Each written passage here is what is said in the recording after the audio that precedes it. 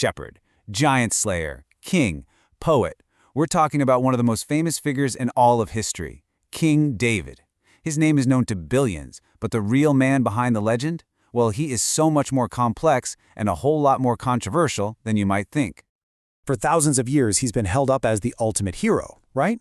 He's that young shepherd boy who, armed with pretty much nothing but his faith and a slingshot, takes down a giant and rises up to become Israel's greatest king.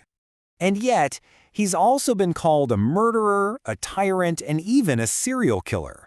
So what's the real story? Is he a hero or a villain?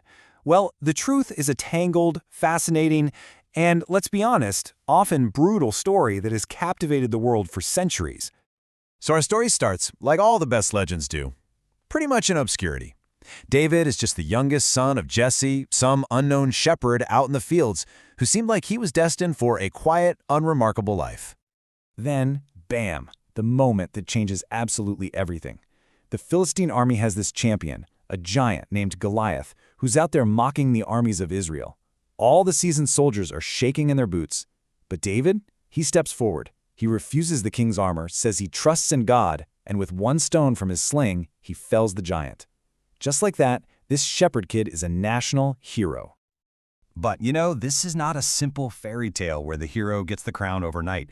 David's path to power was anything but clean. It was long, it was violent, and it was soaked in the blood of a nation that was totally divided against itself. I mean, just look at this timeline. It completely shatters the myth of some easy ride to the top. David spends years as a fugitive, literally hunted by a jealous King Saul. He gathers a band of outcasts, 400 men described as distressed, in debt, and just plain discontented. After Saul dies, he doesn't inherit some unified kingdom. No, he gets a civil war. For 7 long years, he fights Saul's remaining family until finally, through a whole lot of strategic and brutal conflict, he unites the tribes. And once David actually takes the throne, the contradictions, oh man, they only get deeper. This is a man of profound faith and absolutely devastating flaws. He's a vessel for divine promises who commits some truly earthly crimes. Here we can really see the two sides of David in stark relief. On one hand, God makes this eternal covenant with him. He's called a man after God's own heart, and he writes the Psalms, some of the most beautiful expressions of faith ever. But on the other hand, he sees a woman, Bathsheba, he sleeps with her, and then he has her husband Uriah killed on the front lines to cover the whole thing up. His own family just descends into chaos. His son rapes his daughter, and David fails to act. And that failure leads another one of his sons, Absalom, to murder his brother and then lead a rebellion that nearly cost David everything. So this all raises a really critical question. Is it possible that the heroic version of David is just good PR? That the darkness we see isn't just a flaw, but maybe his true nature? Modern scholars have taken a much harder look at the text, and their conclusions are pretty startling. Scholar Joel Baden, for instance, sees a cold, calculating political operator. He says David used any means necessary, murder, deceit, treason, to grab power and hold on to it. Baruch Halpern takes it even further. He argues David was a brutal tyrant who for years was actually a subordinate to the Philistine king. Yeah, the very same enemy he was famous for defeating.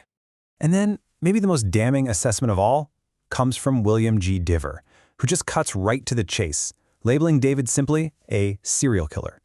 That's a shocking claim that completely flips the heroic story on its head. Okay, so these intense debates about his character, they naturally lead to an even bigger question. If we strip away all the layers of story and theology, what's actually left? What does archaeology have to say about any of this? For a really long time, the answer was not much. For decades, a lot of scholars argued that David was a figure of myth, kind of like King Arthur.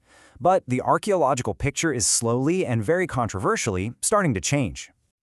So here's the deal. There's no silver bullet in this debate. On one side, you have discoveries like Khirbet Qeiyafa, a fortified city dated to David's time, which suggests a centralized state did exist. An old Egyptian relief might even mention a Heights of David.